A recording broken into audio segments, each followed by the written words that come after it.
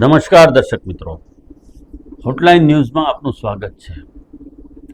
સુંદરકાંડ અને management, Hanumanji the great management ગુરુ બાબા તુલસીદાસજી લિખિત રામચરિતમાનસમાં સુંદરકાંડની ચોપાઈઓ અને મેનેજમેન્ટ એના વિશે આપણે વિશદ ચર્ચા કરીએ છીએ। આવો વધુ ચોપાઈઓ જોઈએ અને એનો મર્મ સમજવાનો પ્રયત્ન કરીએ। सुनु कपितो ही समान उपकारी, नहीं को सूर नर मुनि तनुधारी। प्रति उपकार करो सा तोरा, सन्मुख होय न सकत मन मोरा। सुनु सुत तो ही उरिन में जानी, देखो करी विचार मन माही। पुनि पुनि कपि चितव सुर त्राता, लोचन नीर पुलक अति गाता। सुनि प्रभु वचन लोक बिलोकिक मुख, गात हरीश हनुमंत। चारण परेव प्रेमाकुल, त्राही त्राही भगवंत। એટલે કે હે હનુમાનજી મહારાજ, તમે જે કાર્ય કરીને આવ્યા છો એને જોતા એવું લાગે છે કે તમે અત્યંત કુનેહ અને બુદ્ધિપૂર્વકનું કાર્ય કર્યું છે। મારા સુધી પહોંચવા માટે તમારો હાથ પકડવો પડશે, કોઈ પણ ભક્ત હશે એને, અથવા તો તમારા માધ્યમથી જ એ મારા સુધી પહોંચી શકશે, એવું ભગવાન શ્રી રામ હનુમાનજીને કહે છે। તમારા કાર્યની નોંધ તમારા ઉપરી અધિકારી અથવા તો બોસ લે, તમારા ઉપર એટલો વિશ્વાસ મૂકે, એ લેવલનું કાર્ય તમારે સિદ્ધ કરવાનું છે, એ લેવલનું કાર્ય તમારે કરી બતાવવાનું છે।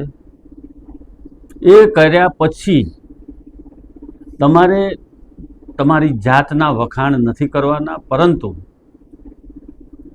તમારે ટીમને સજગ બનાવવાની છે, તમારા બોસને સજગ કરવાના છે અને એમને આ પ્રમાણેનું કહેવાનું છે કે હવે આ કાર્ય આટલે સુધી પહોંચ્યું છે અને અહીંયાથી આગળ હવે કઈ રીતે કરવું એ તમે નક્કી કરો।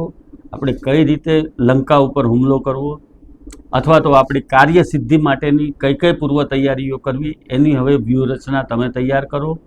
તમે જે વ્યૂહ ગોઠવશો એ પ્રમાણે કામ કરવા માટે આપણી ટીમ તૈયાર છે। મેનેજમેન્ટની અંદર હંમેશા એક જ વ્યક્તિના નિર્ણયથી કોઈ જ પરિણામો આવતા નથી હોતા, એને માટે ટીમ વર્ક હોય છે અને આખી ટીમ જ્યારે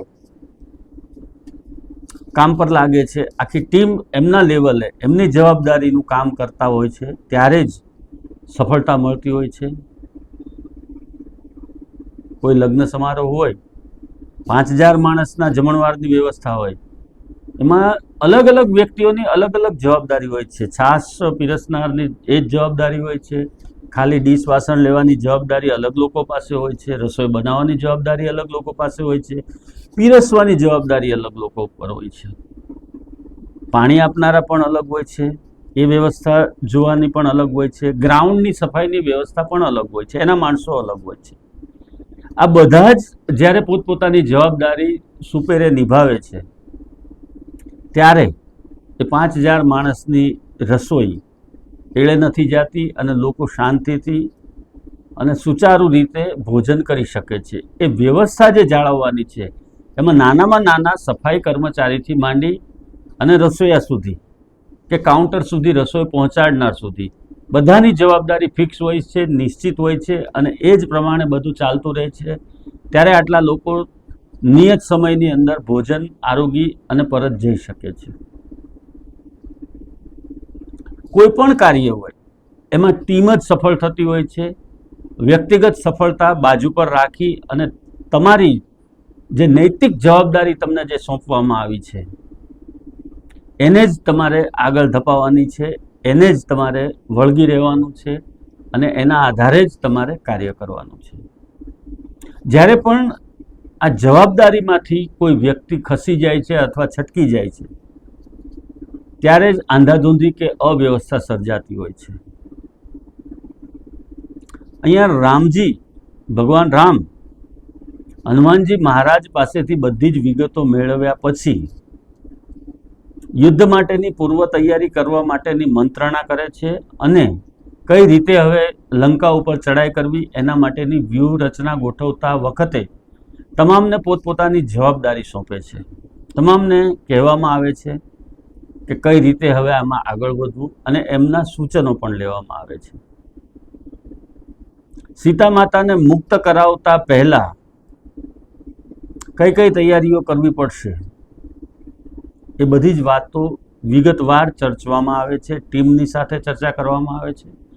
સુગ્રીવ, અંગદ, જાંબુવંત આ બધાની સાથે પણ ચર્ચા કરવામાં આવે છે. નળ, નીલ, અંગદ આ બધા જ એમના સેનાપતિ છે, એમના સક્ષમ સૈનિકો છે. એ જ રીતે તમારી ટીમના પણ જે મહત્ત્વના હોદ્દેદારો છે એમની સાથે તમારે વિચાર વિમર્શ કરવાનો છે અને પછી જ આગળ વધવાનું છે. આવા પ્રકારના વિડીયો તમને જોવા ગમતા હોય તો હોટલાઇન ન્યૂઝ ચેનલને લાઇક, શેર અને સબસ્ક્રાઇબ કરો.